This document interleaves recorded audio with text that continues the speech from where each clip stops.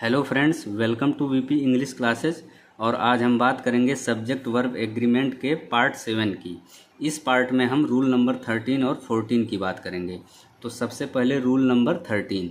Friends, यदि किसी sentence में कोई प्लूरल नाउन हो या फिर कोई प्लूरल प्रोनाउन हो और इस प्लूरल नाउन या प्लूरल प्रोनाउन के पहले ईच ऑफ या आइदर ऑफ या फिर नाइदर ऑफ का प्रयोग हो तो इस पूरे को हम क्या मानेंगे? सिंगुलर सब्जेक्ट मानेंगे और इसके साथ सिंगुलर वर्ब का प्रयोग करेंगे। फॉर एग्जाम्पल, जैसे एग्जाम्पल नंबर 1, इन चारों कमीजों में से प्रत्येक काली है, यानी each of these 4 shirts is black. तो यहाँ पे शर्ट्स क्या है? प्लूरल नाउन है और शर्ट्स के पहले किसका प्रयोग हुआ है? ईच ऑफ का प्रयोग हुआ है। तो इस पूरे को यानी ईच ऑफ दीज 4 शर्ट्स को हम सिंगुलर सब्जेक्ट मानेंगे और इसके साथ सिंगुलर वर्ब का प्रयोग करेंगे जो इज है। इसी तरह से हम बात करेंगे सेकेंड एग्जाम्पल की। इन दोनों लड़कों में से कोई एक सौम्य है या सभ्य है, यानी either of these 2 boys is gentle. तो यहाँ पे प्लूरल नाउन क्या है? बॉयज है और बॉयज के पहले किसका प्रयोग हुआ है? आइदर ऑफ का प्रयोग हुआ है। तो इस पूरे को यानी आइदर ऑफ दीज 2 बॉयज को सिंगुलर सब्जेक्ट मानेंगे और इसके साथ सिंगुलर वर्ब का प्रयोग करेंगे जो इज है। इसी तरह से अब हम बात करेंगे थर्ड एग्जाम्पल की। तो आइए देखते हैं थर्ड एग्जाम्पल क्या है। तुम में से कोई भी अंग्रेजी नहीं जानता, यानी neither of you knows English. तो यहाँ पे प्लूरल प्रोनाउन क्या है? यू है। हम जानते हैं कि यू का प्रयोग सिंगुलर तथा प्लूरल दोनों के लिए किया जाता है और यू जो है सेकंड पर्सन प्रोनाउन है। तो यू यहाँ पे प्लूरल प्रोनाउन है और यू के पहले किसका प्रयोग किया गया है? नाइदर ऑफ का। तो इसलिए इस पूरे को यानी नाइदर ऑफ यू को हम सिंगुलर सब्जेक्ट मानेंगे और इसके साथ सिंगुलर वर्ब का प्रयोग करेंगे जो कि नोज है। इसी तरह से हम बात करेंगे एग्जाम्पल नंबर 4 की।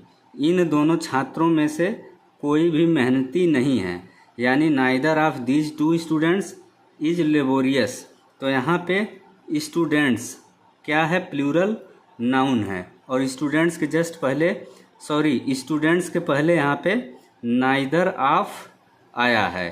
तो इसलिए इस पूरे को नाइदर ऑफ दीज 2 स्टूडेंट्स को हम क्या मानेंगे?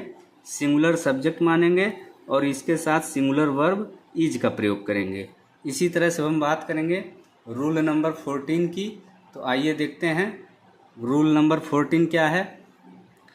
फ्रेंड्स, यदि किसी सेंटेंस में कोई सिंगुलर काउंटेबल नाउन आए और उस सिंगुलर काउंटेबल नाउन के पहले ईच या एवरी या आइदर या फिर नाइदर में से कोई एक आए तो इस पूरे को हम क्या मानेंगे? सिंगुलर सब्जेक्ट मानेंगे और इसके साथ सिंगुलर वर्ब का प्रयोग करेंगे। फॉर एग्जाम्पल, जैसे एग्जाम्पल नंबर 1, प्रत्येक लड़की सुंदर थी, यानी ईच गर्ल वाज ब्यूटीफुल। तो यहाँ पे हम देख रहे हैं सिंगुलर काउंटेबल नाउन क्या है? गर्ल है और गर्ल के जस्ट पहले ईच का प्रयोग हुआ है। तो इसलिए ईच गर्ल यहाँ पे क्या है? सिंगुलर सब्जेक्ट है और इसके साथ सिंगुलर वर्ब का प्रयोग किया गया है। सिंगुलर वर्ब यहाँ पे क्या है? वाज है। तो यहाँ पे सिंगुलर काउंटेबल नाउन का मतलब होता है ऐसे नाउन जिनको कि हम गिन सकें। अब हम बात करेंगे एग्जाम्पल नंबर 2 की। कोई भी कलम अच्छा लिखती है, यानी either pen writes well. Either pen writes well. तो यहाँ पे पेन क्या है? सिंगुलर काउंटेबल नाउन है।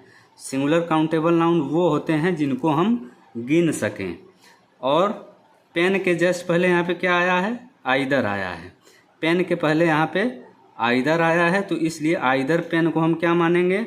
सिंगुलर सब्जेक्ट मानेंगे और सिंगुलर सब्जेक्ट के साथ सिंगुलर वर्ब का प्रयोग होगा। सिंगुलर वर्ब यहाँ पे क्या है? राइट्स है। फ्रेंड्स, ये था आज का वीडियो।